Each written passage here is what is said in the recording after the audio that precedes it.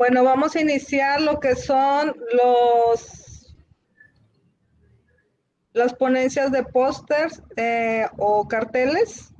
Vamos a iniciar con el trabajo INGTEC 39, síntesis de catalizadores de cobre soportados con alfa-lúmina para la degradación de clorofenoles en agua residual.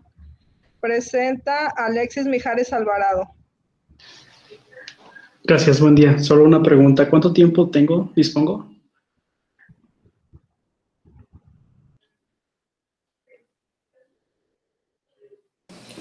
Vamos a dar lo mismo que las ponencias orales, 15 minutos para presentación y 5 para preguntas y respuestas. Si toman menos tiempo, no hay ningún problema. Muy bien, gracias. Adelante. Comienzo. Pues hola, buen día. Yo soy Alexis Mijares de la Universidad Autónoma del Estado de Hidalgo y les voy a platicar acerca de la síntesis de catalizadores de cobre soportados con gamma-alúmina para la degradación de clorofenoles en agua residual. Este es en general mi cartel y lo voy a acercar un poco más, platicándoles acerca del trabajo que se está realizando con base a este proyecto. Pues nosotros sintetizamos estos catalizadores de gamma-alúmina para degradar clorofenoles de agua residual. Se conoce, de acuerdo a la Agencia Europea Ambiental, que el clorofenol son componentes tóxicos de primer orden por su nivel toxicológico.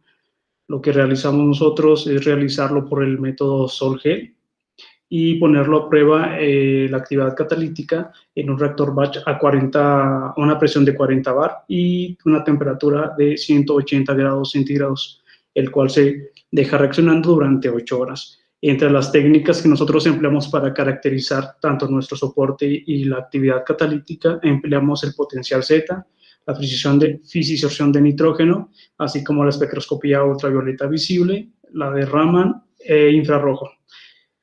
Y bueno, entrando un poco en lo que es el contexto de este tema, en México se tiene que aproximadamente por año se generan 250.48 metros cúbicos por segundo de agua residual. De esta cantidad, el 56.48 es tratada y entonces el 43.52% de esta agua residual no es tratada y es vertida en mar, en ríos, en lagos, en agua de riego agrícola. Y se presume también que entre los principales contaminantes de mayor importancia en el agua residual se encuentran compuestos fenólicos y clorofenólicos altamente tóxicos. Así que nosotros proponemos utilizar la catálisis para poder degradar la molécula de fenol a productos de oxidación como lo son el dióxido de carbono, moléculas de agua y algunos ácidos orgánicos como el ácido fórmico, maleico y malónico. En cuanto a nuestra metodología, nosotros lo hemos dividido en 3 fases.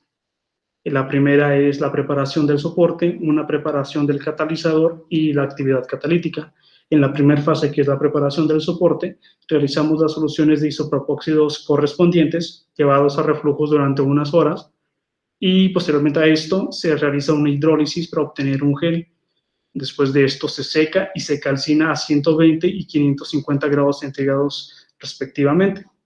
Una vez que ya hemos preparado nuestro soporte, pasamos a la fase de la preparación del catalizador, en donde se realiza una impregnación de nitrato de cobre a distintos pHs. Se maneja el pH de 4 y pH de 11.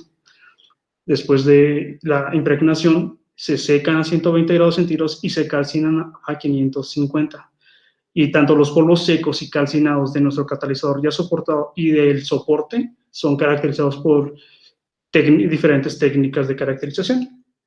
Y en la última fase, que es nuestra actividad catalítica, como les menciono, utilizamos un reactor modelo como un reactor batch a 40 grados, a una presión de 40 bar y una temperatura de 180 grados centígrados durante 8 horas. Y durante estas 8 horas se fue tomando una muestra cada hora de la reacción para poder medir la actividad catalítica y la velocidad de reacción. Ahora bien, en nuestros resultados, ¿qué es lo que hemos obtenido? En la parte del soporte, hemos utilizado el potencial Z porque es importante conocer la interacción que hay entre los iones de nuestra solución de impregnación, que es el nitrato de cobre, con nuestro soporte. En la figura 4, la voy a agrandar un poco más. En la figura 4 nosotros podemos ver que el pH, a partir de 4.2, a partir de este pH, nuestra curva tiene una tendencia a disminuir, lo cual nos sugiere una torsión de iones hidroxilo, los cuales terminan de ser absorbidos una vez que se llega al pH de 7.8 o que nuestro soporte se carga negativamente. Por tanto, nuestro punto de carga cero sería 7.8, y en la parte de la fisización de nitrógeno, encontramos en la figura 5 estos isotermos, en donde nos muestran que nuestra alúmina sintetizada es del tipo 4, que corresponde a la formación de mesoporos, y tenemos una histéresis H2 que hace referencia a los sólidos cilíndricos y con poros uniformes. En la tabla número 1 les realicé una recopilación de información por parte de otros autores sintetizando la gama alúmina, también haciendo una comparación con una alúmina comercial y con el soporte que nosotros sintetizamos. ¿Qué es lo que podemos observar? Que nuestro soporte tiene área superficial, volumen de poro y tamaño de poro mayor que el soporte comercial e incluso que el de algunos autores. Esto nos es algo positivo, porque esto indica que habrá una buena dispersión de nuestro catalizador en el soporte. En la parte de la caracterización de las especies de cobre, en la espectroscopía de absorbancia ultravioleta visible, se realizó previamente a este estudio la caracterización de las soluciones de impregnación a pH 4 y a pH de 11, en donde encontramos que tenemos formas octaédricas y tetraédricas. Tetraédricas para las que se realizaron a pH de impregnación de 11, y octaédricas para las que se llevaron a pH de 4, perdón. Y de manera general también observamos iones nitratos que corresponden a las regiones de 216, los cuales desaparecen una vez que son calcinados, y se magnifica lo que es la señal de 252 nanómetros, que corresponden a señales de cobre.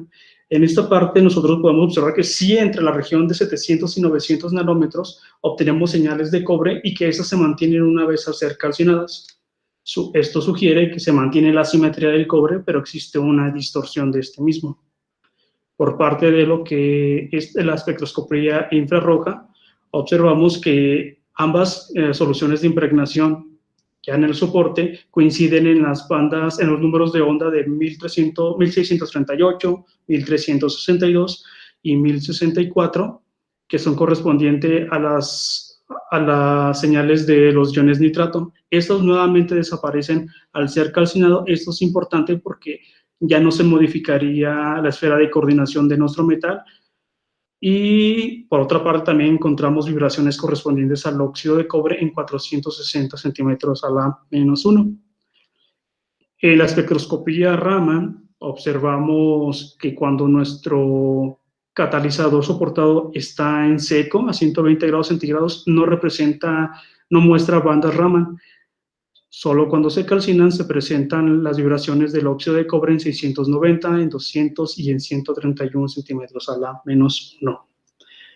Bueno, en la última fase, que es donde ya medimos la actividad catalítica, nos damos cuenta que nuestro catalizador soportado, que fue impregnado a pH de 4, tiene una mayor constante de velocidad de reacción que la que fue impregnada a un pH de 11. ¿Qué quiere decir esto? Que tiene mayor actividad catalítica nuestro catalizador soportado a pH de 4.2. Esto se debe principalmente a las formas octaédricas y octaédrica distorsionada que presenta este catalizador, que con respecto al catalizador de pH 11. Y bueno, en conclusión, tuvimos que la técnica de Sol-Gel es ideal para la preparación del soporte de gama alúmina, porque nos proporciona una alta estabilidad y alta porosidad. En cuanto al estudio superficial de nuestro soporte, se muestra que el valor de poro, el área superficial y volumen son superiores a las del catalizador industrial, perdón, el catalizador industrial. Esto es bueno porque nos ayuda a dispersar mejor nuestro catalizador. La caracterización de nuestra gama alúmina mostró este buen índice, y por otra parte, en cuanto a lo que es la actividad catalítica, logramos remover el 98% de la molécula de 2-clorofenol del medio, siendo así 983 partes por millón de 1000 que se lograron remover. Esto se le adjudica más que nada a las formas del cobre octaédrico y octaédrico distorsionado que presenta nuestro catalizador impregnado pH 4.2. Y pues bueno, en general eso es lo que hemos estado haciendo en trabajo, y se sugiere que este tipo de catalizadores son ideales para la remoción del 2-clorofenol o las moléculas clorofenólicas en general. Y pues esto es todo por mi parte. Si tienen alguna duda, pues los escucho. Gracias.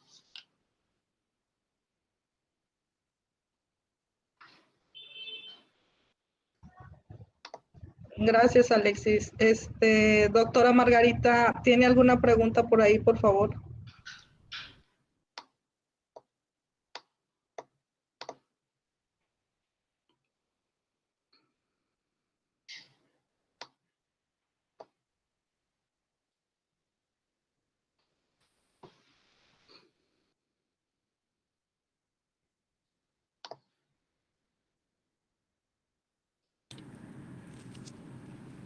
Perdón, buenas tardes.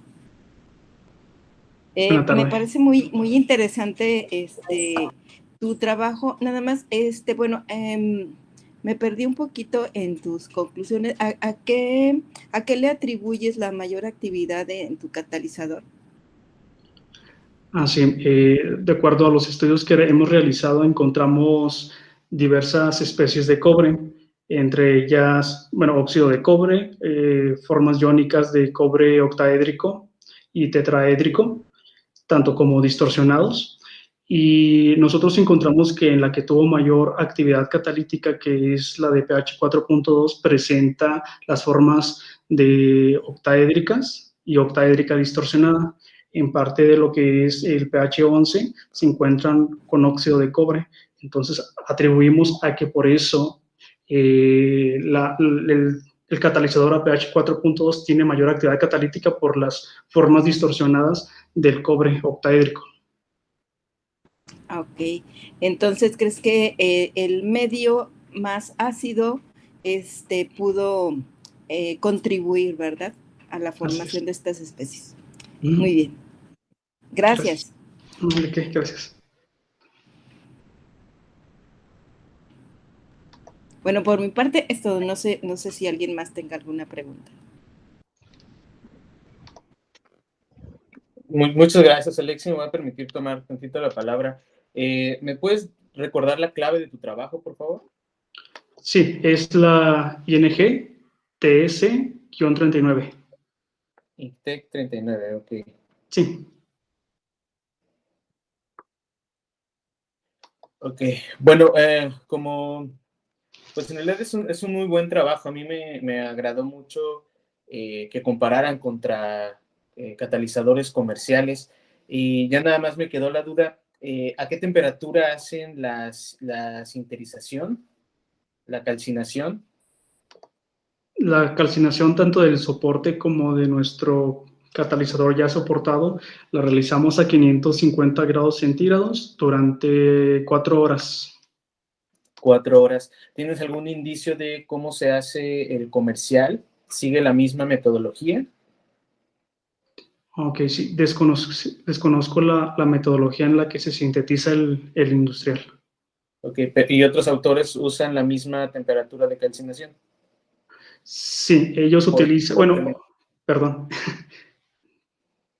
Por el soporte, ¿no?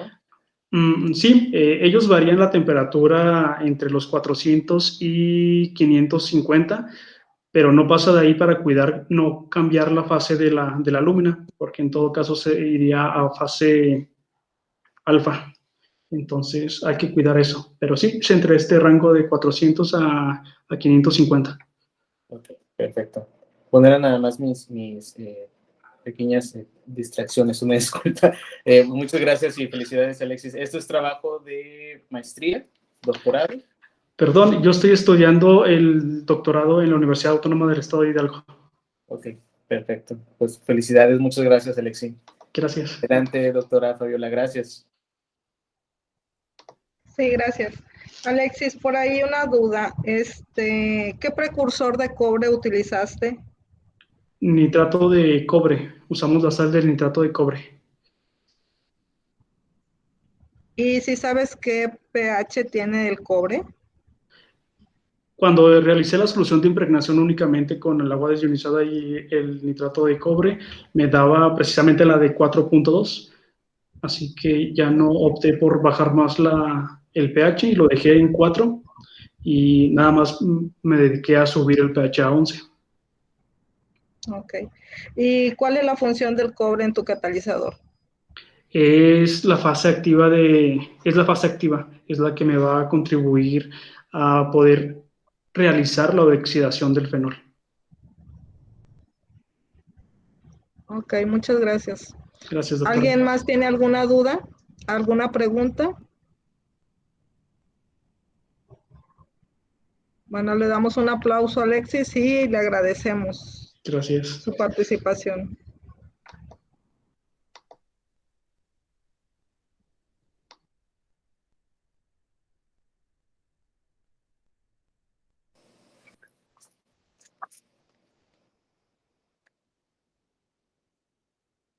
Doctora Fabiola, ¿usted tiene la lista de los ponentes en esta sala? Perdón. Sí, sí, yo la tengo. De los que están presentes, ¿quién seguiría para En teoría, soy yo, a sus órdenes, Mónica Rodríguez Palacio, INTEC 55. No, sigue el 20. Ah, sí, entonces lo Ajá. Ok, ya presento. Es INTEC 20, modelo de control y automatización para invernaderos de baja escala. Presenta Jesús Muñiz Blanco. Buenas Le damos la tardes. palabra. Buenas tardes. Yo soy Jesús Muñiz Blanco, profesor del Tecnológico de Pánuco, pero va a presentar el estudiante Iván de Jesús Cruz Silva. Ok, muy buenas tardes. Como ya lo dijo el ingeniero docente, yo soy Iván de Jesús Cruz Silva, estudiante del Instituto Tecnológico Superior de Pánuco, y les voy a presentar el proyecto de modelo de control y automatización para invernaderos de baja escala. Como resumen, el presente proyecto pretende contribuir a la producción de vegetales en espacios controlados en el sector agrícola de Pánuco, Veracruz. Algunas de las iniciativas provienen de la baja producción relacionada con el cambio variable de las condiciones climáticas en altas temperaturas en la mayor parte del año. A través de una investigación experimental se pretende generar un kit de invernadero acorde a las condiciones de la zona que permitan lograr lo que es una producción muy sustentable. El proyecto se contempla en dos segmentos. En el primer segmento es un sistema medidor de tiempo real de temperatura, humedad y radiación solar, información que se envía, que se estará enviando y se aloja en un servidor web a través de la interfaz Arduino, que es esta tecnología se centra principalmente en resolver las necesidades de este proyecto.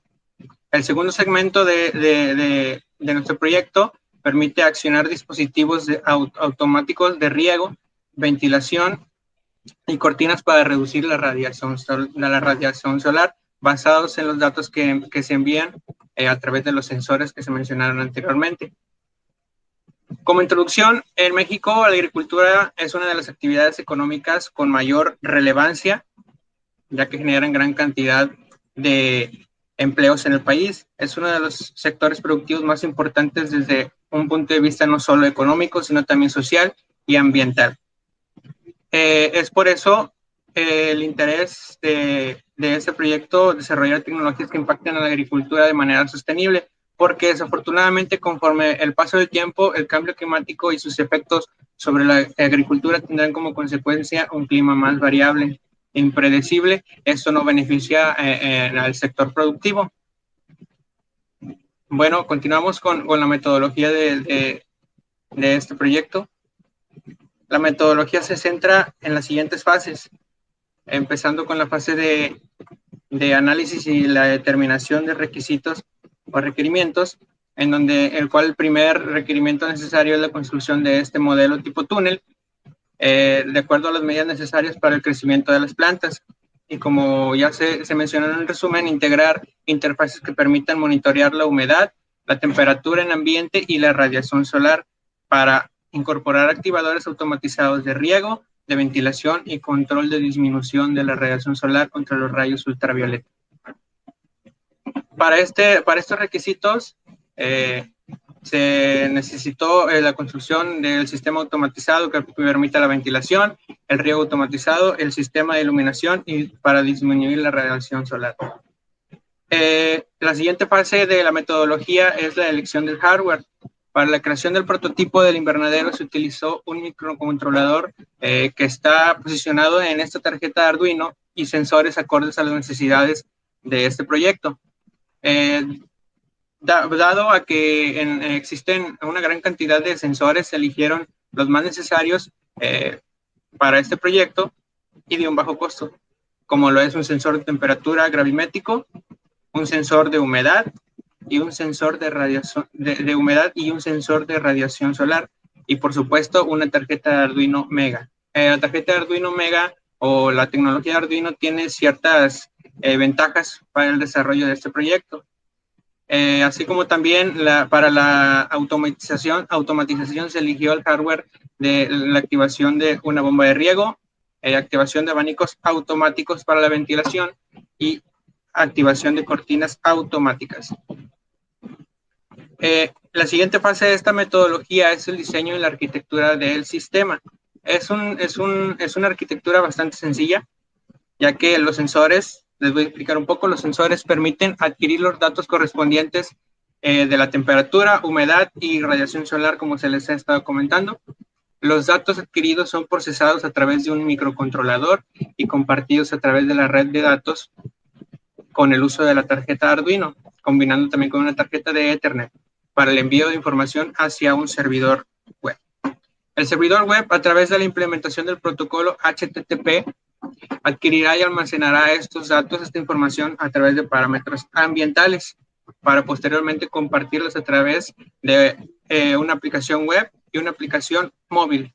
Estas aplicaciones permiten monitorear y en ellas se van a representar gráficamente los datos adquiridos por los sensores, los datos de humedad, temperatura y radiación solar. Esto para una monitorización de estos datos. El diseño, la siguiente fase es el de la metodología, es el diseño y la programación. Para la programación de este sistema se utilizó la tecnología y el software Arduino Programming Language. Del lado del servidor, para mostrar los datos en una aplicación web, se utilizó la tecnología HTML, y del lado del servidor, el lenguaje de programación PHP, con unas librerías implementadas para poder representar gráficamente en estas aplicaciones los datos para el procesamiento, administración y representación de la información. Para el almacenamiento de estos datos de manera en tiempo real, se utilizó el sistema gestor de base de datos que es MySQL. Como les mencioné, se utilizan aplicaciones web y móvil. Para el uso de la aplicación web se necesita un navegador para ver estos datos y estarlos monitoreando, y en el caso de la aplicación móvil, un dispositivo en la plataforma de Android.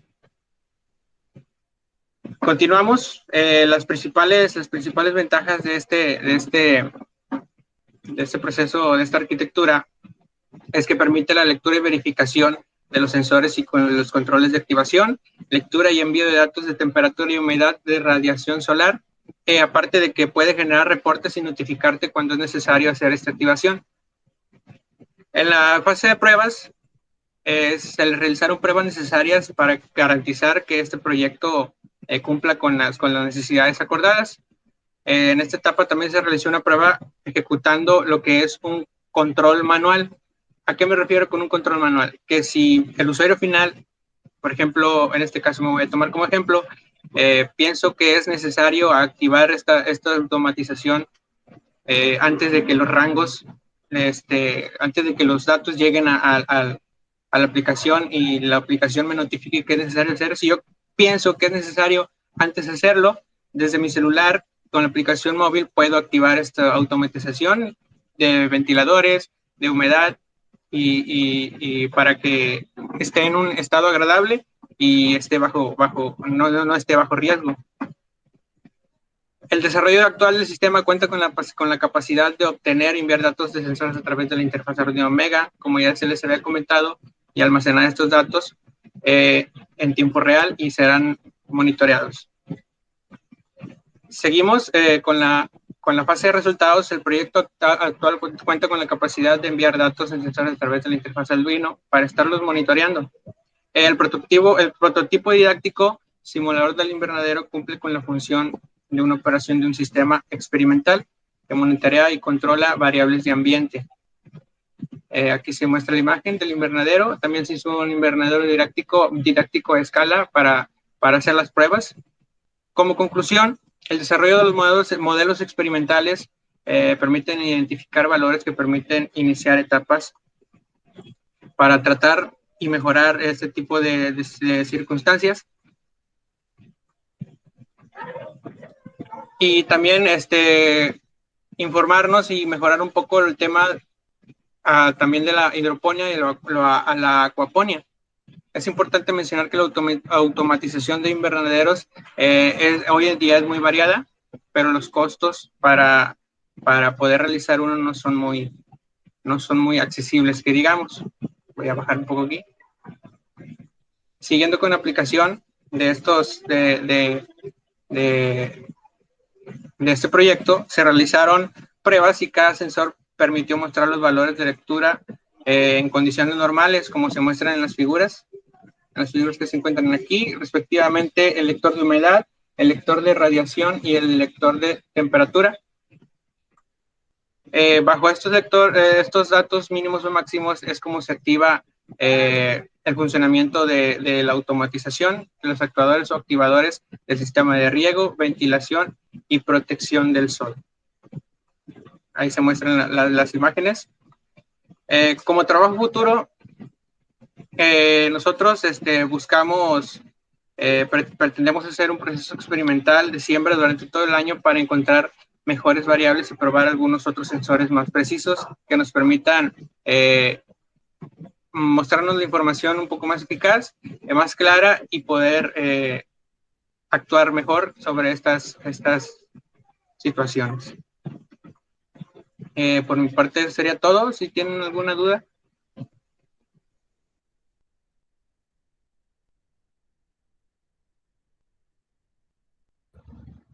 Gracias, Iván.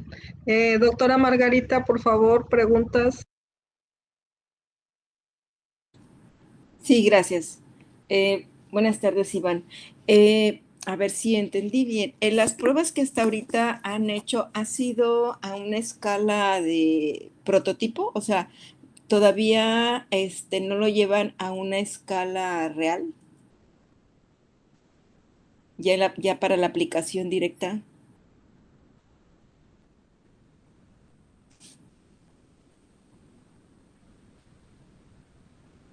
Creo que tienes tu micrófono cerrado. Ok, sí, perdón. Sí, se hizo el prototipo normal y se hizo un prototipo de prueba a escala, porque debido a la contingencia, pues paramos un poquito, pero con ese prototipo a escala se hicieron las pruebas y funcionó correctamente este sistema que se está implementando. Ah, ok. O sea, haría falta otra fase en la cual se lleve ya a mayor escala. ¿Es así? Así es. Uh-huh. Y aquí veo que bueno, ya de estos modelos ya hay en el mercado, pero la ventaja de lo que tú propones son los costos. Hicieron un análisis de costo-beneficio, ya que este proyecto va dirigido hacia huertos familiares, ¿verdad? Así es. Uno de los motivos importantes por el cual se hizo este sistema, bueno, elegimos la tecnología Arduino que es una tecnología muy accesible hoy en día, porque como usted lo mencionó y como es algo importante, es de bajo costo. Adquirir la tecnología Arduino, la placa Arduino, hoy en día esas placas están en alrededor de 400 pesos. No es algo caro, así es que es para esas personas para que quieren hacer un huerto familiar. Es muy accesible este tipo de opciones. Ah, muy bien. ¿Y este tipo de tecnología será accesible para las familias que estén, digamos, un tanto aisladas, que estén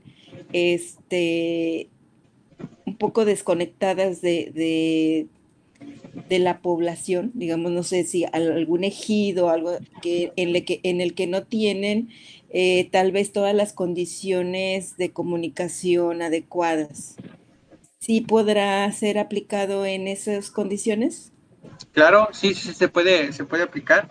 Es muy Muy bien. flexible. Pues muy bien. Felicidades por tu proyecto. Gracias. Muchas gracias.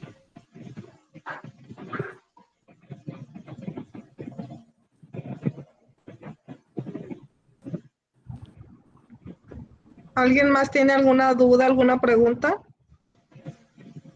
Buenas tardes. Nada más como aportación, yo soy profesor de Iván y complementando este proyecto que se trabajó. Como bien comentaba Iván, se hizo el modelo que está en un invernadero en las instalaciones del tecnológico de 6x10, pero derivado a la pandemia no se pudo ejecutar el modelo experimental porque tenemos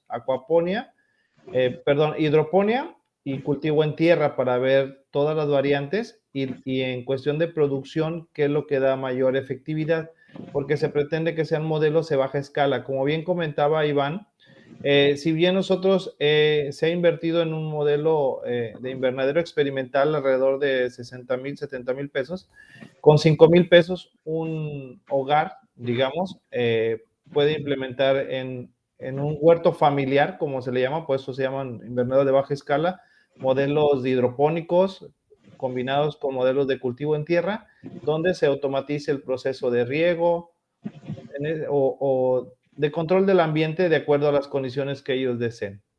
Y pues muchas gracias por permitirnos participar y ahí van por su participación.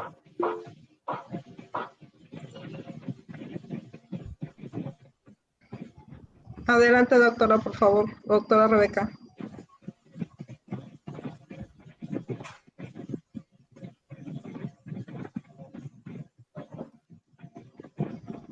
Sí, doctora, por favor. Doctora Rebeca, la escuchamos. Disculpa, tenía apagado el micrófono y yo ya estaba preguntando. Buenas tardes. ¿Sí me podrían decir, resumir en qué consistiría su kit del invernadero?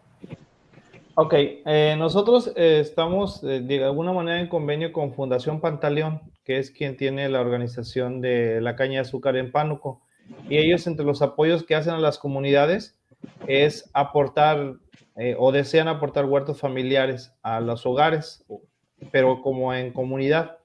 Entonces, la elaboración de kit lo que pretendemos es que tenga la interfaz con los controladores que manejen los sensores de ambiente de acuerdo a las necesidades que ellos tengan. Si ellos nada más requieren sensores de humedad o requieren sensores de temperatura, e inclusive, como comentaba Iván, en el invernadero nosotros tenemos la cuestión de radiación solar porque pues los rayos ultravioletas sí de repente son muy fuertes en un periodo de 11 a 4 de la tarde, entonces a veces requerimos que se activen cortinas. Entonces, pensando en una automatización más completa, porque va a haber quienes lo deseen más completo o quienes desean nada más en huertos familiares control de humedad para generar actuadores de un sistema de riego o de un sistema de ventilación o en conjunto riego, ventilación y disminución de la radiación solar. Entonces, este kit se ajustaría de acuerdo a las necesidades de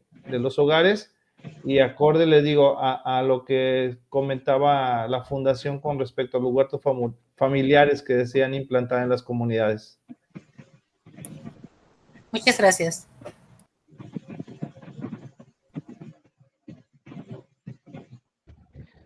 Bueno, yo tengo una duda. Pensando ya industrialmente, ¿creen que es factible para un solo vegetal o un solo, sí, porque en un invernadero pues hay variedad de plantas? Entonces, ¿creen ustedes que es factible o no sé cómo implementan lo que vienen siendo los controladores?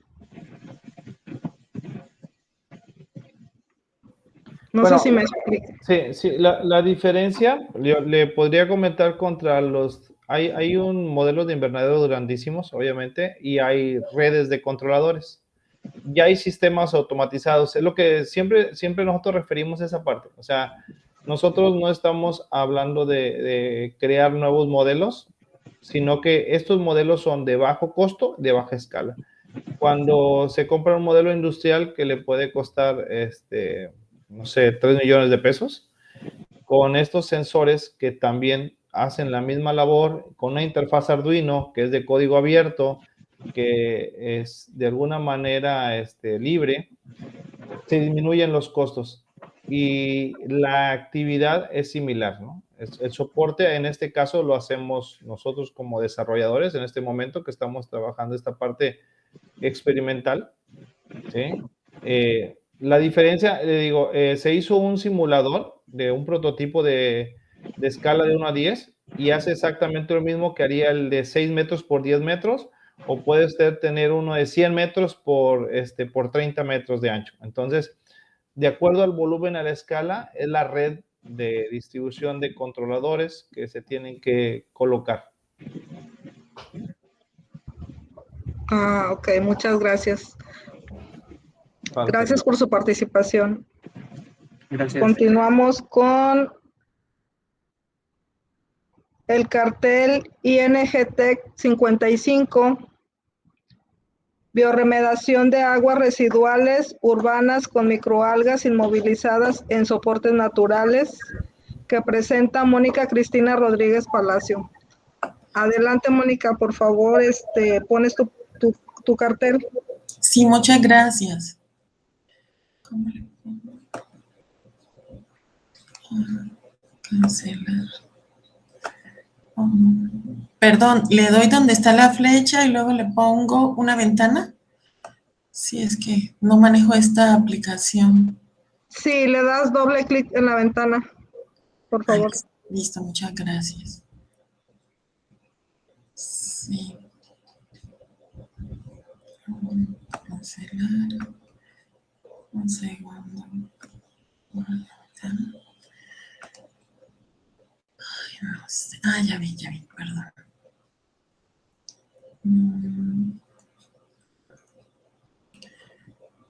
Compartir.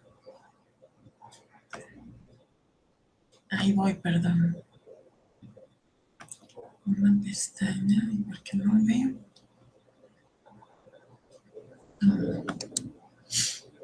Esta lo cierro. Ya. Sí, ya, disculpen, es que no conocía esta aplicación. Bueno, casi no la ocupo, ocupamos Zoom. Ya, enseguida ya la voy a abrir, perdón. Cancelar, aquí estás. Una ventana, aquí está por fin. Sí. ¿Ya se puede ver? ¿Sí? ¿Sí me pueden decir si se puede ver, por favor? Sí. Muchas gracias. Ya. Muchas gracias, muy amable. Lo voy a abrir un poquito más para que se pueda apreciar. El trabajo que les voy a presentar es sobre biorremediación de aguas residuales ocupando microalgas inmovilizadas en soportes naturales. Lo presentamos una servidora, Mónica Cristina Rodríguez Palacio, y mis colegas Cruz Lozano Ramírez, Cintia Jacqueline Cruz Martínez. Trabajamos en el Laboratorio de Ficología Aplicada de la UAM Iztapalapa Y bueno, el nombre del laboratorio significa Ficología, estudio de algas, y aplicada porque buscamos de este recurso un uso o una aplicación para beneficio del hombre y del ambiente. Entonces, dicho esto, me voy a bajar aquí un poquito. Como una pequeña introducción, las microalgas, que son los organismos con los que estamos trabajando, representan una buena alternativa para tratamiento de aguas residuales, ya sea de origen urbano o de origen industrial, ya que tienen una gran capacidad de consumo de algunos nutrientes o contaminantes, como el amonio, el ortofosfato, y al mismo tiempo la biomasa que se produce en el proceso de la limpieza del efluente se le puede dar un uso o una aplicación final. Hay muchas especies de microalgas que se encuentran de manera natural en los efluentes de aguas residuales, y esto es interesante porque ellas ya están acostumbradas a soportar, digámoslo así, estas altas concentraciones de contaminantes, de sólidos suspendidos que se encuentran en el agua, y resultan ser opciones viables cuando trabajamos en procesos de bioremediación de estos efluentes, ya trabajándolas de manera individual en reactores. Dentro de las algas, que hay muchos géneros que se han ocupado en la actualidad, todavía han cobrado mucho auge el uso de microalgas, por ejemplo, para consumo, como biofertilizantes, etcétera. Y hay algunos géneros que han sido los más estudiados. En este caso, nosotros ocupamos dos especies del género Chlorella, que de manera casi cotidiana la encontramos en las aguas residuales, o sea que se están adaptadas a estas concentraciones. Y la clorela tiene aspectos interesantes porque puede acumular una gran cantidad de lípidos que se podrían ocupar para la parte de biocombustibles, asimismo alta cantidad de proteína, por lo que por años los chinos sobre todo y países del oriente la han incorporado y la venden como suplementos alimenticios, ya sea para el hombre o para animales. En este trabajo utilizamos las especies Chlorella vulgaris y Chlorella minutísima para tratamiento de agua residual municipal, y se inmovilizaron en soportes naturales. Uno de ellos es hoja de maíz y el otro es lufa, o mejor conocido como estropajo. Para medir eficiencia de remoción de los nutrientes al estar inmovilizadas en estos soportes, y al mismo tiempo, al final del experimento, se hizo análisis de la biomasa producida para posibles usos y aplicaciones, ¿no?, de la biomasa. Déjame bajarme aquí un poquito. En cuanto a los materiales y métodos, ocupamos fotobioreactores de 5 litros de agua residual municipal y un inóculo, o sea, el cultivo de microalgas que se encontraba en fase exponencial de crecimiento, se inoculó al 10% en estos reactores. En cada reactor se colocaron 34 gramos de estropajo estéril, en el caso de los cultivos con Chlorella vulgaris, y en el caso de los cultivos con Chlorella minutísima, la misma cantidad, o sea, 34 gramos, pero de hoja de maíz también estéril. Esto se esterilizó en autoclave. Estos son los soportes, aquí los vemos en la foto, cuando se encuentran apenas en proceso de limpieza y esterilización, y aquí los podemos ver cuando ya la biomasa de las algas estaba inmovilizada en los mismos. Se monitorearon estos sistemas de cultivo cada tercer día y se realizó un análisis de consumo de nutrientes. En este caso solamente monitoreamos ortofosfatos y amonio, que son las formas más simples en las que las algas asimilan tanto el fósforo como el nitrógeno, en forma de ortofosfatos, en forma de amonio, y utilizamos los métodos descritos en el AFA. La biomasa algal, una vez que terminaron los experimentos, se secó y se hicieron análisis de peso seco, que esos no se alcanzaron a incluir en el trabajo por problemas de la pandemia, pero sí se lograron hacer los análisis de contenido de lípidos, carbohidratos y de proteínas para ver la calidad de la biomasa que estábamos produciendo en este efluente de agua residual.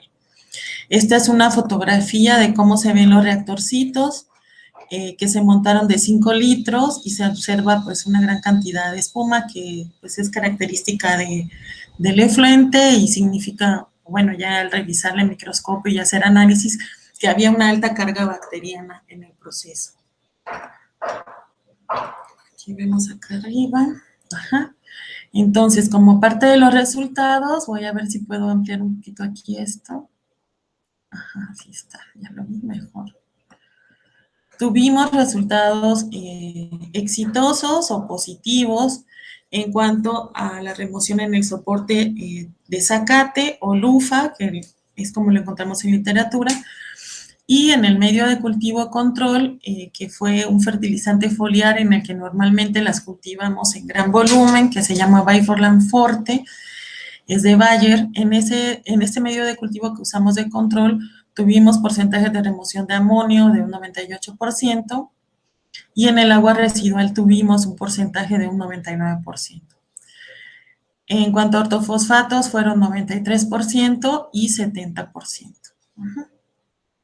Siendo un poco más bajos en el agua residual, pero son resultados interesantes. En cuanto al soporte con hoja de maíz inmovilizada, tuvimos también porcentaje de remoción de fósforo del 91%, y en el Biforland del 89%, en cuanto a amonio 91%, casi iguales, y en el control 98%. Entonces, los resultados en cuanto a consumo de estos nutrientes con las algas al estar inmovilizada, pues fueron bastante satisfactorios. Posteriormente se hicieron análisis de la biomasa, ya que se secó, se pulverizó y se hicieron los estudios, como lo marca de lípidos, según el método de Blind and Dyer, carbohidratos por el método de Dubois y proteínas por el método de Lowry, que están adaptados para microalgas. Y en este caso obtuvimos concentraciones interesantes de lípidos de un 19% para Chlorella vulgaris y de un 20% para Chlorella minutissima. Algunos autores, como el doctor Kisti, que es una eminencia en el área de biocombustibles algales, menciona que después del 12% de contenido de lípidos de la biomasa, podemos considerar óptima esta biomasa para que se destine al proceso de producción de biocombustibles, ¿no? En este caso de biodiesel. Y en el caso de proteínas, por ejemplo, tuvimos un 38% y un 32%, y bueno, es que las clorelas son ricas en proteína y por eso se acostumbra a ocuparlas justamente para alimento de animales o alimento humano. Sin embargo, para el proceso de consumo, ya sea si es por el hombre, en el caso de que hubiera crecido en un medio de cultivo limpio, tendría que someterse a un proceso de disrupción celular para que pudiéramos asimilar esa proteína, porque la pared celular es muy dura de celulosa y nosotros no podemos digerirlo. En el caso de otros animales, como por ejemplo puerquitos, es excelente porque ellos sí pueden digerir celulosa, entonces se podría destinar también para, en el caso de alimento. Nosotros trabajamos diferentes líneas. Una vez que tenemos la biomasa, se tiene que considerar la producción de estas algas en el proceso de bioremediación. Se tiene que considerar desde el proceso mismo del efecto o el beneficio ambiental que ella está generando. Se está limpiando un efluente que vimos que hasta un 99% libre de la carga de amonio, por ejemplo. Se está también capturando gases de efecto de invernadero como el CO2, que las algas lo ocupan como fuente de carbono.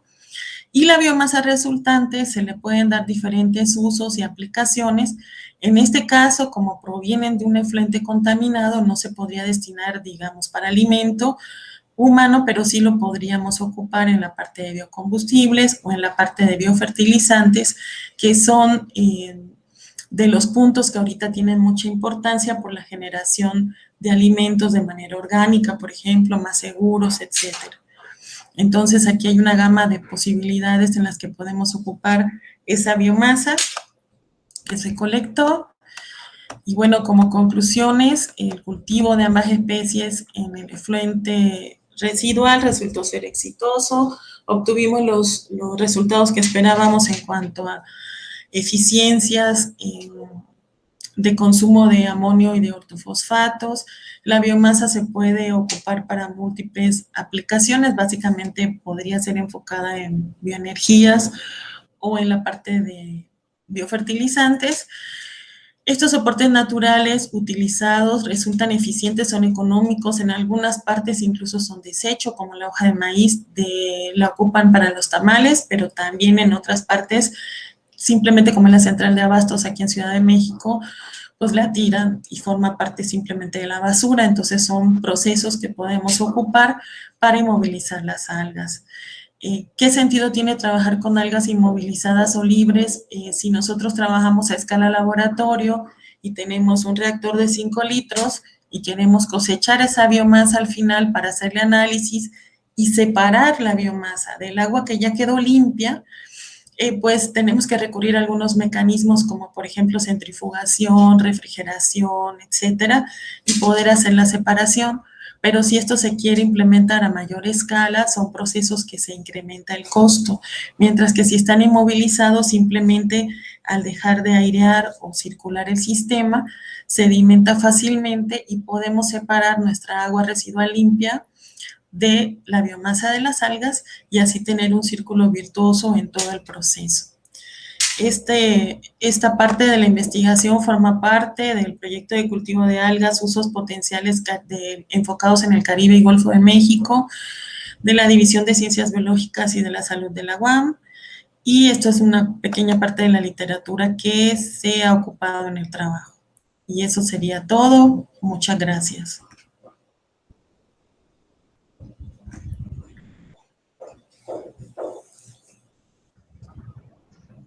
Gracias, Mónica. Muy interesante tu proyecto. Doctora Margarita, ¿alguna duda, preguntas, por favor, para la ponente? Sí, gracias. Buenas tardes, Mónica. Buenas tardes. Una pregunta. Veo que los resultados están enfocados, bueno, a la remoción, pero mi pregunta es, ¿hicieron análisis de la calidad del agua ya procesada? Ah, claro, se hizo análisis de la calidad del agua tanto al inicio como al final del experimento, pero hay algunos resultados que no están listos por lo mismo de la situación que estamos viviendo y por eso ya no se pudieron incorporar en el trabajo que estamos presentando. Uh-huh. Ah, muy bien. Y mencionabas también sobre las aplicaciones que pudieran tener después de esta parte del proceso. ¿Piensan aplicarlas en la obtención de diésel? Hemos estado trabajando en esa línea ya con varios estudiantes, incluso con algunas personas justamente del tecnológico allí en Tampico, del instituto donde ustedes están, perdón, se me fue ahorita el nombre. De Ciudad Madero. Exacto, del Tecnológico de Ciudad Madero. Estamos trabajando con varios doctores, con la doctora Rebeca Silva, con el doctor, el que está a cargo ahorita del posgrado, que se me fue también su nombre, no se me dio, se me fue el de la vista, pero con la doctora Rebeca hemos estado trabajando con algunos estudiantes, con el doctor Luciano también hemos estado trabajando, con algunos alumnos que están ahorita en doctorado y que hicieron maestría también con nosotros trabajando con las algas. También con personas de aquí de México, de Ciudad de México, donde se tiene también infraestructura del Colegio de Posgraduados, por ejemplo, también hemos estado trabajando enfocados en esa parte de biocombustibles. Porque se requiere esta biomasa que se genera, por ejemplo, en los procesos de tratamiento de un efluente contaminado, ya sea industrial, municipal. Una de mis alumnas expuso en la mañana sobre agua residual industrial de allí mismo, de la zona de Tampico, del parque industrial, que trajimos el agua para Ciudad de México, y aquí se hicieron los experimentos de una industria textil. Esta biomasa de algas que se ocupa en estos procesos no se le puede destinar, por ejemplo, para alimento o para obtención de vitaminas o o algún tipo de productos que pudieran ser para consumo, simplemente por el origen del agua en el que se están cultivando. Entonces, el enfoque que se le puede dar a una alga después de haber realizado un proceso de tratamiento de un efluente serían como dos líneas que estamos visualizando, que sería la parte de biocombustibles y la parte de biofertilizantes también. Muy bien. Bueno, entonces, todavía hay más trabajo para este proyecto. Muy bien, muy interesante. Muchas gracias. Gracias a ustedes.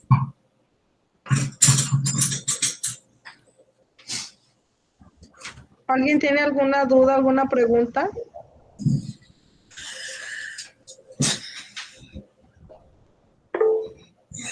Hay una manita, creo. Adelante, doctora Rebeca, por favor. Ahí está, Rebeca.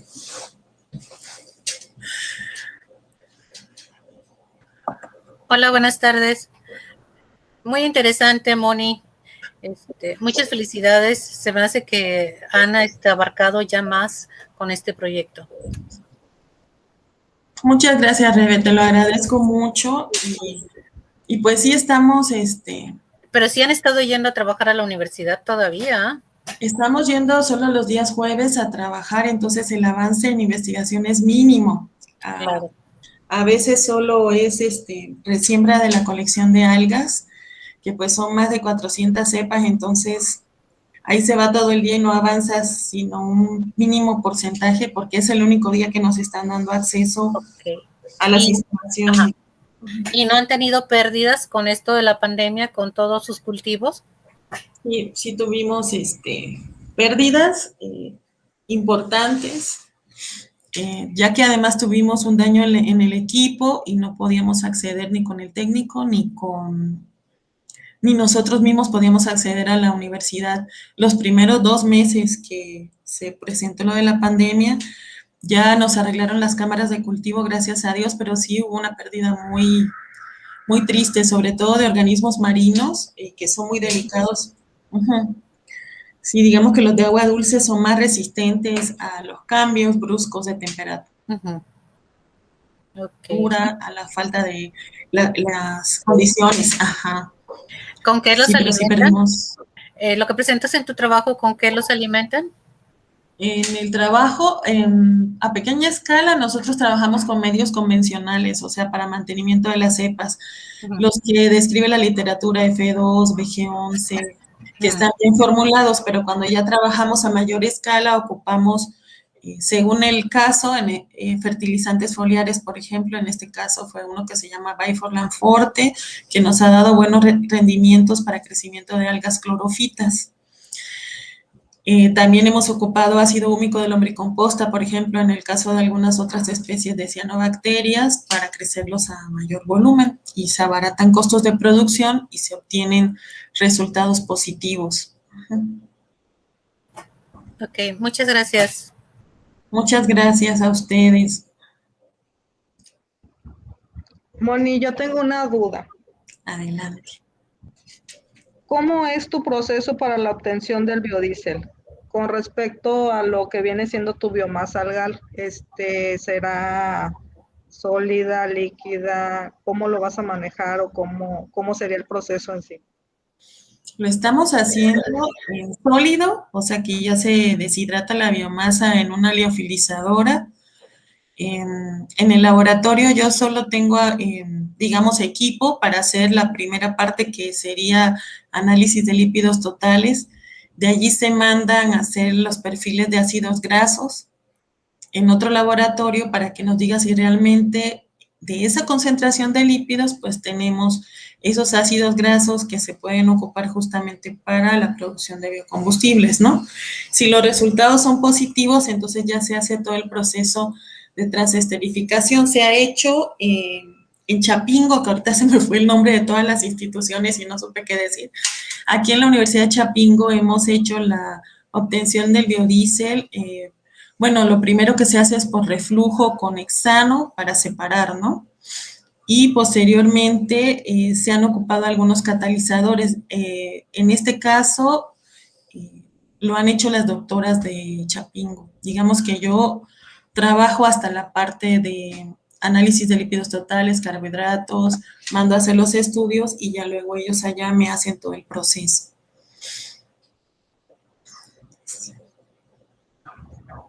Es la ventaja, ¿verdad?, de tener por ahí contactos y gente que Claro. nos apoya con los equipos. Claro, lo que Bueno, pasa es pues que... muy interesante y muchas gracias por tu participación. Muchas gracias. Sí, lo que iba a decir es que de repente en esta vida necesitamos tener equipos multidisciplinarios de colaboración para que cada quien en su área de especialidad pues pueda ayudarte a crecer y que la investigación no se detenga, ¿no? Sino que al contrario vaya aumentando con el paso del tiempo. Gracias. Así es. Sí, gracias a ti. Bueno, continuando con las presentaciones, corresponde al ING Tech 53 con el nombre del trabajo organogeladores monoamida para la remoción de combustibles de mezclas bifásicas que presenta Jorge Jesús Montes Patiño. Adelante, por favor, José. Jorge. Sí, le doy en toda su pantalla, ¿verdad? O una ventana. Es que nunca he usado esta plataforma. Doctora, ¿se le pica en la flechita y en toda la pantalla o en una ventana? Sí, en toda la pantalla. Primero la flechita y luego en toda la pantalla. La flechita y toda tu pantalla, ok.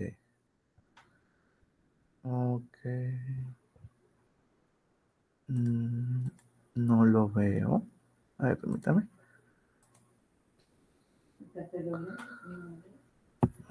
A ver. A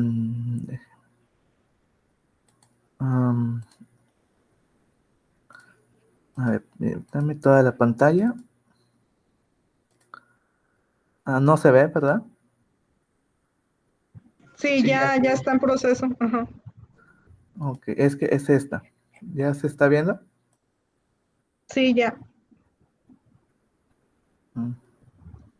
La volviste a quitar. Ok, entonces déjame ver. Se está ¿Ya viendo. se ve? Ya, sí. Ya, ok. Buenas tardes a todos. Soy Jorge Jesús Montes Patiño del Instituto Tecnológico de Madero. Vengo a presentar mi proyecto que es la preparación de organogeladores monoamida para la remoción de combustibles en mezclas bifásicas. Y a continuación les voy a dar por parte lo que consiste el cartel. En la parte de resumen, en las últimas décadas se han presentado artículos sobre organogeladores con grupos funcionales, principalmente aminas, éteres, anillos aromáticos, hidrocarburos de cadena larga. Estos han sido un gran foco de interés de estudio para diversas áreas de investigación debido a las formas de la red estructural en los geles, ya que estos forman diversas morfologías debido a las fuerzas intermoleculares presentes y su selectividad de remoción de ciertos componentes debido a los grupos funcionales presentes.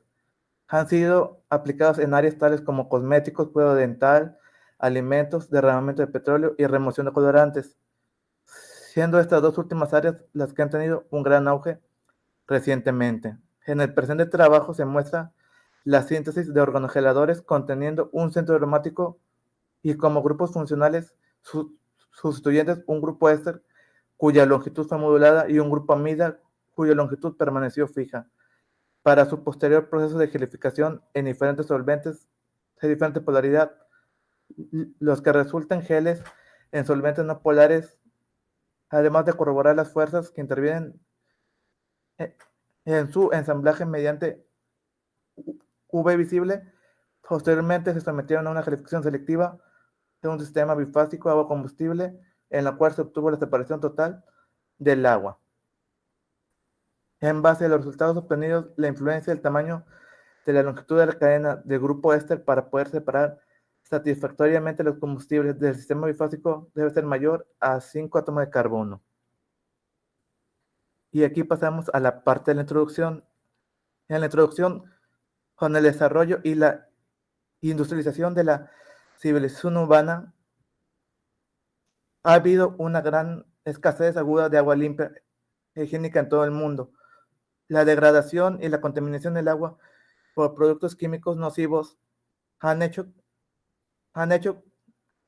que nuestros recursos naturales, ríos, lagos, lagunas, cualquier cuerpo de agua, se convierta en una gran amenaza para nosotros.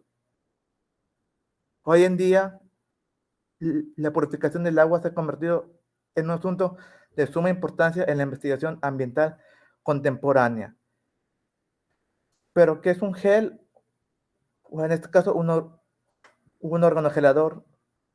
Los geles pueden ser definidos como materiales suaves en los que las moléculas se disuelven totalmente y posteriormente se autoensamblan en una estructura unidimensional que atrapa y enlaza al solvente en el cual se encuentra para construir una red. Esta es la habilidad de los geles para inmovilizar un solvente en particular. En otras palabras, los geles se forman en condiciones adecuadas con un solvente en particular.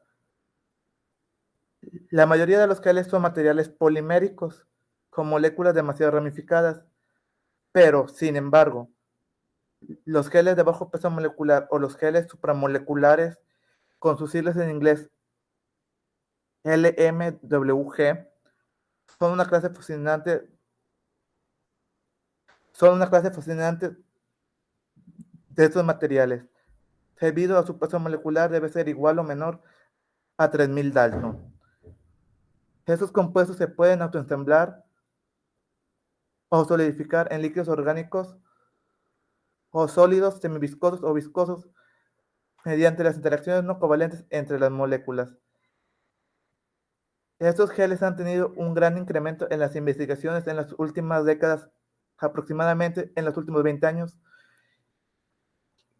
y se ha descubierto que ellos pueden ser selectivos en ciertas fases en presencia de agua. Las características exclusivas de los geles supramoleculares por su funcionalización, por su alta relación de aspecto y sus altas capacidades de carga y remoción, los hacen candidatos adecuados para los materiales de purificación de agua para la próxima generación. Y ahora pasamos a la metodología, como se puede ver aquí. En la metodología consiste en dos etapas: en la preparación de la materia prima, que es la síntesis de la N-actil 11-bromo-undecamida. Se prepara una solución del ácido 11-bromo-undecanoico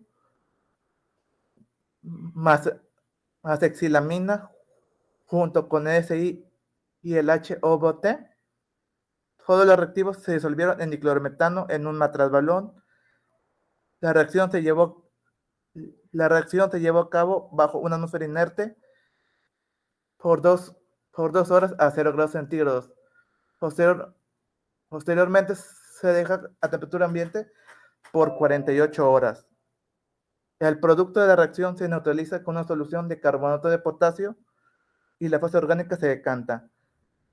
Una vez totalmente seco, el producto se disuelve en una solución 1:1 de acetato etilo con hexano y se purifica mediante una columna de sílica gel con la solución anteriormente mencionada. Posteriormente se dejó secar a temperatura ambiente hasta que el solvente se evapore totalmente. Y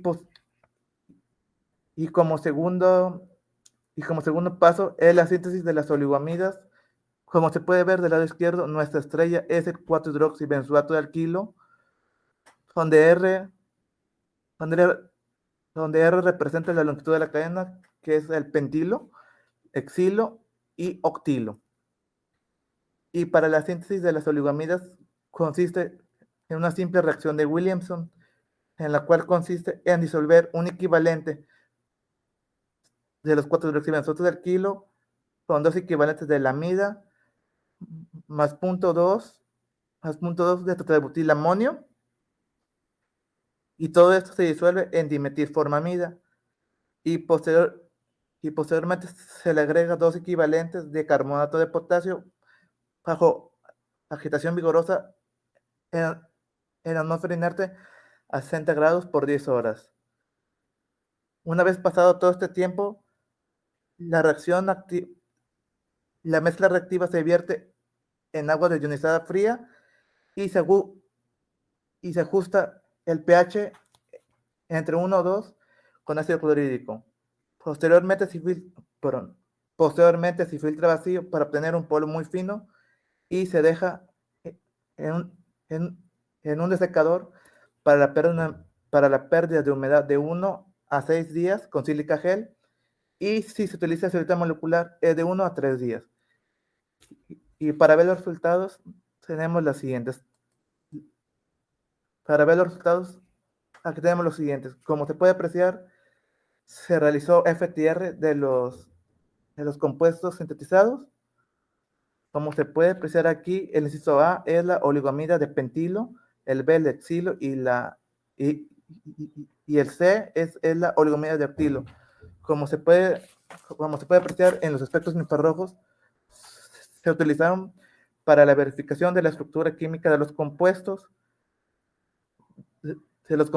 Como se puede apreciar en el lado izquierdo, la banda correspondiente al estiramiento NH de las amidas secundarias para cada una de las moléculas es de 1707, 1700, no, corrección.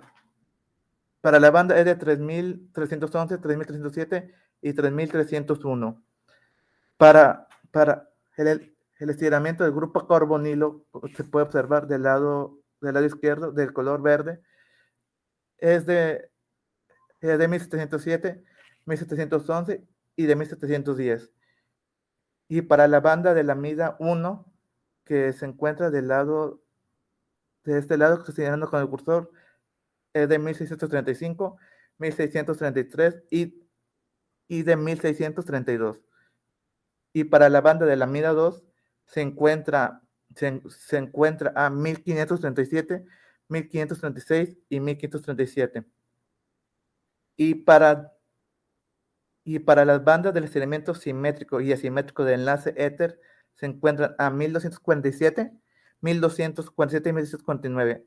Y para las bandas correspondientes del enlace del aromático con carbono, enlazado a oxígeno con carbono a una cadena alifática, encontramos que son de 1170, son de 1170, 1170 y 1773.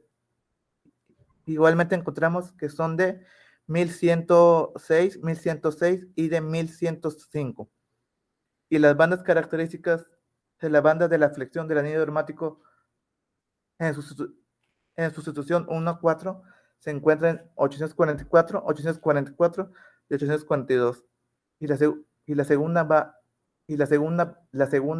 banda que nos confirma el anillo son de 840. La segunda banda es de 767, 767 y 766. Y por último, la última banda que nos dice que tenemos cadenas largas mayores a 4 átomos de carbono son de 697, 693 y 694. Y ahora pasamos a las pruebas de gelificación. En las pruebas de gelificación, esta prueba fue llevada a cabo en 8 solventes y 3 combustibles, en los cuales los solventes fueron seleccionados de líquidos polares, no polares, y los combustibles fueron la gasolina manga, premium y diésel. Tales pruebas consisten en hacer soluciones de 0.5 mililitros de cada solvente y 5% peso sobre volumen de cada molécula previamente sintetizadas.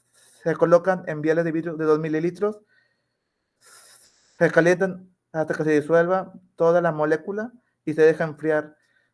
Y se confirma que ha estado gel mediante la prueba del vial invertido.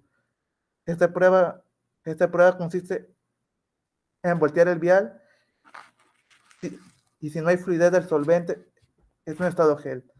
Como se puede apreciar en la tabla a continuación, tiene la siguiente nomenclatura, donde I es insoluble, S es soluble, G gel y C cristal. Como se puede apreciar, las 3 oligamidas son totalmente insolubles en agua, pero son totalmente solubles en diclorometano, tolueno y en etanol. Pero lo que nos beneficia a favor en este proyecto es que, es que gelificaron totalmente en los solventes no polares y en los combustibles, los cuales fueron el hexano, el ciclohexano, la decalina, el diésel y el resto de las gasolinas. Y como se puede notar, en el lado del acetonitrilo, del hexano y ciclohexano, tienen unos pequeños numeritos, lo cual nos quiere decir el 2.4.3. Esto quiere decir que es la concentración de gelificación mínima. La concentración de gelificación mínima, como su mismo nombre lo indica, es la mínima cantidad de la molécula para que logre gelificar, en la cual va de un rango de 0.2 a 0.4 porcentaje peso sobre volumen. Y pasamos a la detección de la espectroscopía UV visible para las interacciones PP o de sonidos aromáticos. Como se pueden dar cuenta en la figura del inciso A, es para la oligoamida de pentilo. Se tomó de referencia para todas las moléculas en el espectro del UV visible el etanol, debido a que fue un solvente que no gelificó. Y como se puede dar cuenta, en el etanol tuvo un desplazamiento batocrómico, y en el resto de solventes en los cuales gelificó tuvo un desplazamiento ipsocrómico. Esto quiere decir que tuvo un desplazamiento hacia la izquierda. Tomando como referencia las bandas del etanol, se puede confirmar la existencia del desplazamiento de las interacciones PP, pero además que nos dan información de cómo interactúan los apilamientos, ya que forman agregados tipo H. Este tipo de apilamiento consiste en la orientación de los aromáticos tipo cabeza a cabeza, quiere decir aromático con aromático, o cabeza cola, que quiere decir el aromático con una cara con el aromático en el fondo. Y finalmente pasamos a las que fueron las pruebas de gelificación selectiva. En las pruebas de gelificación selectiva, de la misma manera que las pruebas de gelificación, se realizaron en viales de 20 mililitros con una relación de combustible con agua destilada 1:1 y con la cantidad de porcentaje de organogelador al 1.5 porcentaje peso sobre volumen, y se calienta y se deja enfriar, y posteriormente se le realiza la prueba del vial invertido. Como se puede observar en la parte inferior está totalmente separada el agua del combustible. Como se puede apreciar en la parte inferior está todo el combustible gelificado, como se puede ver en OM5. Se puede ver la gasolina verde, la roja y el diésel. Y como se puede ver en OM6, de la misma manera, la gasolina manga, la premium y el diésel. Y la última oligoamida, que fue la doctilo, se puede ver aquí que está totalmente las fases separadas. Y aquí llegamos a las conclusiones, las cuales fueron las siguientes. Que son: la síntesis de las oligoamidas fue exitosa, ya que se pudo corroborar su estructura mediante FTR. Se infiere que a medida que aumenta la longitud de la cadena hidrocarbonada en la porción del éster de la molécula, los organogeladores tienden a formar geles en solventes polares, y las concentraciones mínimas de gelificación fueron de un rango de 0.2 a 0.4, convirtiendo nuestros materiales en unos materiales eficientes con respecto a dos trabajos publicados en la literatura sobre estos materiales. Y se determinó que la gelificación de las oligoamidas surtió efecto como resultado de las interacciones PP o filamentos aromáticos, y se corroboró la eficacia para la remoción de sistemas bifásicos de agua combustible, y esto podría dar hincapié para extrapolarlo para la remoción de derrames de crudo en el mar. Y aquí está parte de la bibliografía consultada. Ya es todo. Muy bien, gracias, Jorge. Doctora Margarita, ¿alguna duda, alguna pregunta? Sí, gracias. Buenas tardes, Jorge. Buenas tardes, doctora. Una pregunta, tus pruebas las hiciste con 3 tipos de combustibles diferentes, ¿verdad? Que Sí. fueron gasolinas y diésel. Sí. Pero en tus conclusiones mencionaste sobre la aplicación en crudo. ¿Crees que se te puedan dar las mismas condiciones que en estos combustibles si tú utilizas crudo? Sí, sí, correctamente, porque ya hay compañeros en el programa de doctorado que lo han intentado con otras moléculas similares y sí lo han logrado separar exitosamente, y como la molécula tiene tendencia al incrementar la cadena, claramente que las puede remover exitosamente las moléculas, pero se tendrían que adecuarlas para hacer crecer la cadena. En este caso, para que la removiera, digamos, en cuestión de minutos, porque la oligomida de octilo, su tiempo de separación tarda aproximadamente de 2 a 3 minutos. Si le aumento la cadena a una de 12, lo removería fácilmente. Como es una mezcla muy compleja de alcanos y de parafinas, lo removería en un tiempo menor. Y sí se podría remover exitosamente. Ok, bueno, ahorita sería una hipótesis, ¿verdad? Tendríamos que ver las pruebas, ¿verdad? Porque ya hablar de en crudo, ya ahí ya tienes una mezcla de muchos compuestos que bueno, ya te dan otras propiedades de que tendrías que verificar si efectivamente te funciona igual o tendrías que hacer algunas variaciones, supongo, ¿verdad? Entonces, ¿este proyecto todavía lo van a continuar trabajando? Sí, para doctorado se le va a dar continuación para incrementar la cadena, para ver qué es lo que pasa, si beneficia o resulta contraproducente. Pero por los resultados que estamos viendo, se ayuda mucho al incrementar la longitud de la cadena del éster, como se puede ver en la parte del cartel. Aquí, en la parte del cartel, si ampliamos más la cadena, beneficia más. Pero tenemos que tener cuidado para el balance hidrofílico e hidrofóbico, porque no queremos que nuestra molécula se nos convierta en estado líquido, porque todas estas moléculas salen en estado polvo, en un polvo blanco muy fino.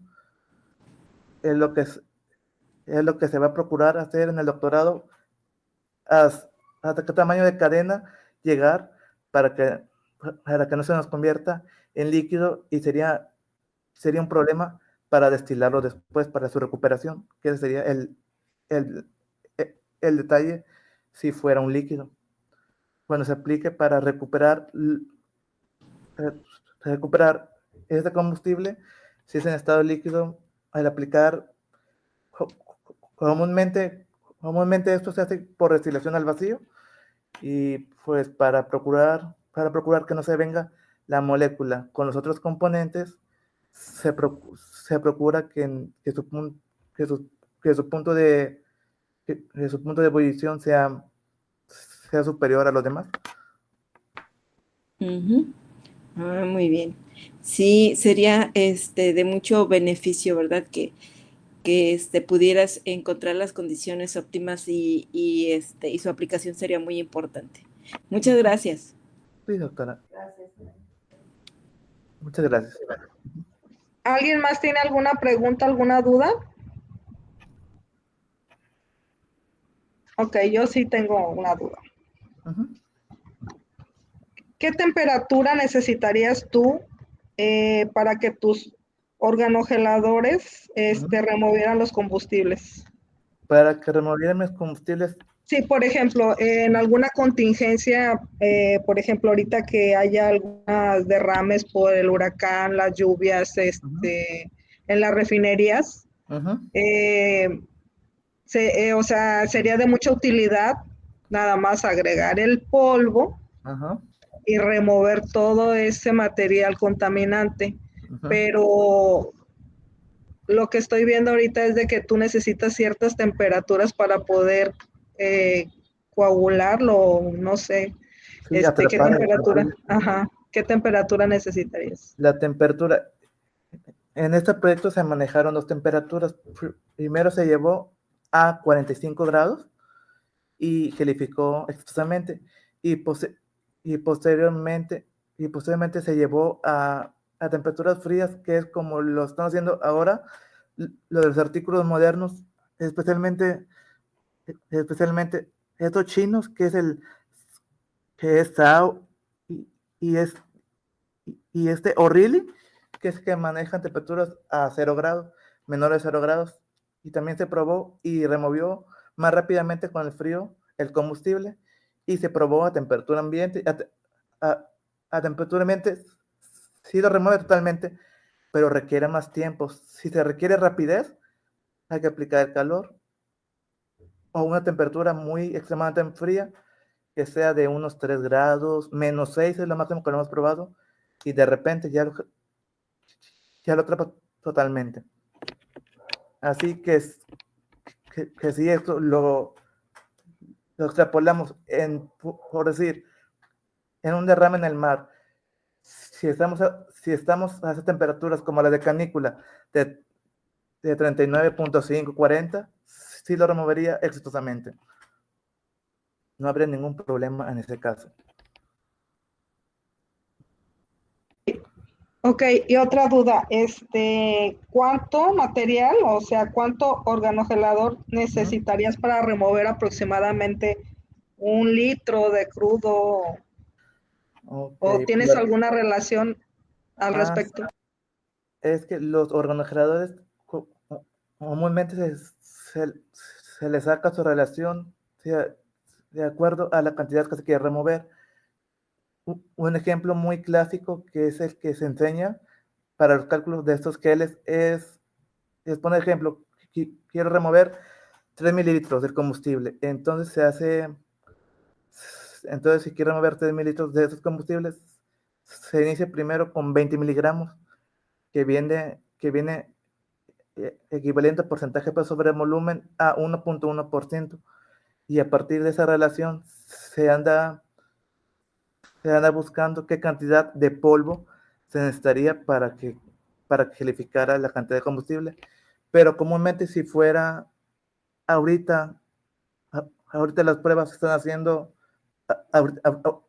ahorita las últimas pruebas que están llevando el proyecto a cabo para, para, para remover 15 mililitros, 15 mililitros de diésel y de gasolinas, se requieren 188 miligramos. Quiere decir que las moléculas son muy eficientes. Para un litro, si esa cantidad la extrapolamos, para un litro es 187. A ver, permítame, son 1000 entre. ¿Sí?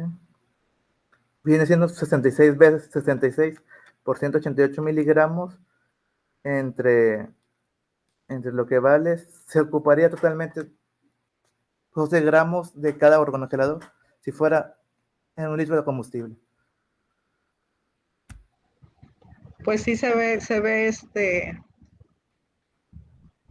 muy, muy viable tu proyecto. Pues muchas felicidades y muchas gracias. Creo que son todas las ponencias. Muchas gracias, doctora. Ajá. Eh, sí, ¿verdad, doctora Margarita? Terminamos con este bloque de. Sí, así es, Fabiola, de acuerdo con la relación que tengo de los proyectos, este es el último trabajo. Muy bien. Pues entonces les pido de favor que abramos las cámaras para tomar una foto y dar por concluido.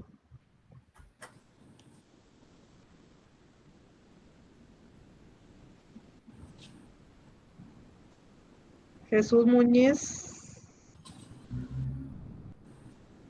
Bueno.